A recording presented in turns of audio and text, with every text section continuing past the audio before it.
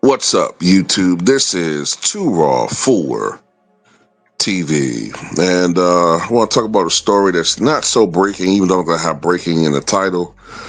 It's a story about maybe 40, 50 minutes old now, but you may have heard that Lonzo Ball of the Chicago Bulls has been traded to the Cleveland Cavaliers. Okay, now this is expected to be a pretty heavy off-season week and weekend. As far as players getting swapped around, we've seen some big trades, and I think there's still some big trades to come. And in this scenario, Lonzo Ball, formerly of the Los Angeles Lakers, formerly of the New Orleans Hornets, is on, I believe, what is his fourth team?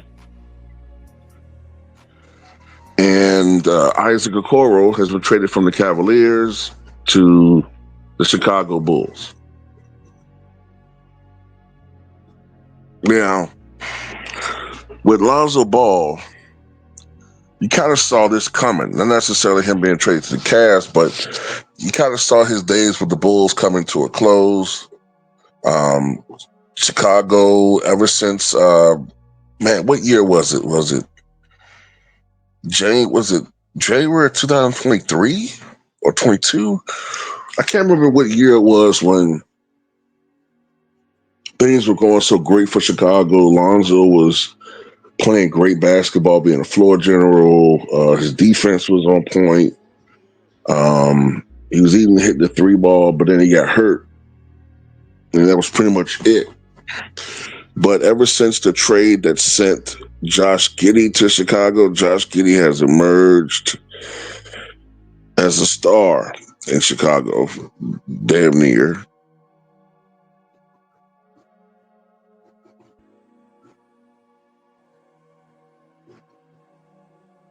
And anyway, Josh Giddey has been playing great basketball. You know, gotta give him that.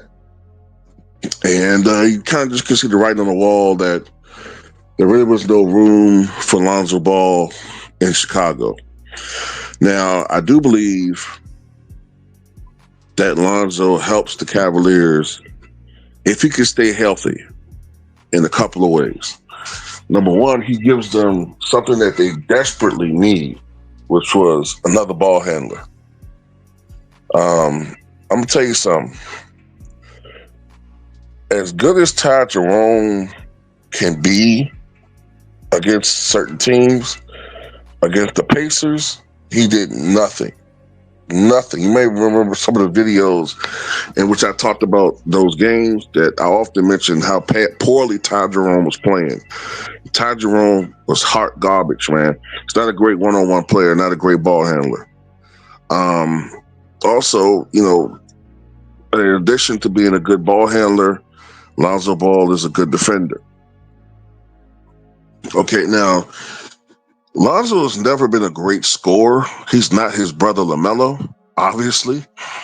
Hell, at this stage with all the injuries, I don't even know Lonzo could ever even be the guy that's giving you 13, 14 points a game anymore. But he might still be able to, on occasion, give you the, you know, and that's if he's starting, which I don't know if it'll be the case, but I doubt it. But even come off the bench, if he could just give you, I don't know, 6 points, maybe 3.5 assists, maybe. I'm just trying to pull off the top of my head, or 4 assists a night. If he can give you that, he still plays. I think he can still give you good defense. He's only 27 years old. He's not this, like I say, he's not the same Lonzo, but even in that reduced role, there'll be less pressure on him. And it should help, though, in my opinion. It should help the Cleveland Cavaliers, especially in this year coming up, because this might be a cheat year for them because so many teams are hurt. Or so many teams got key guys out, I should say. You know, you got the Celtics who appear to be dismantling that team. So that's one less top force team for the Cavaliers to have to compete with. The Pacers are not going to have Halliburton, so they're not going to be quite the same team. They're still going to be a good team, but I don't know if they're going to be. You know, I seriously doubt without Halliburton they're going to be the same dangerous team they were this year. The same dangerous team that almost won a championship. And the Bucks are not going to have Dame Lillard. Now, I still think the Bucks could potentially make some noise without Dame, but I don't know if the team that they would be able to construct will be a championship team, especially matched up against a Western Conference foe. But, you know, we have to wait and see. This is the Cavaliers' year right here, man.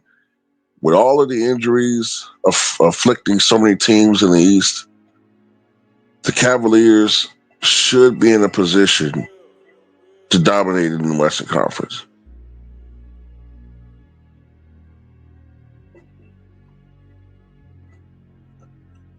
They should be. You know, we'll have to wait and see how that plays out. But of course, this past year, the Cavaliers went 64-18. That was the second best record in franchise history. They should have finished damn near with 70 wins, but the Cavaliers faltered down the stretch during the regular season.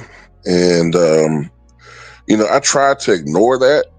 I thought it was just some noise, you know what I'm saying? Just whatever, just weren't playing well for a stretch. But nah, they just didn't look right. They didn't look right, man. But anyway, that's the trade that went down. And should be some more trades coming up. But tell me what you guys think.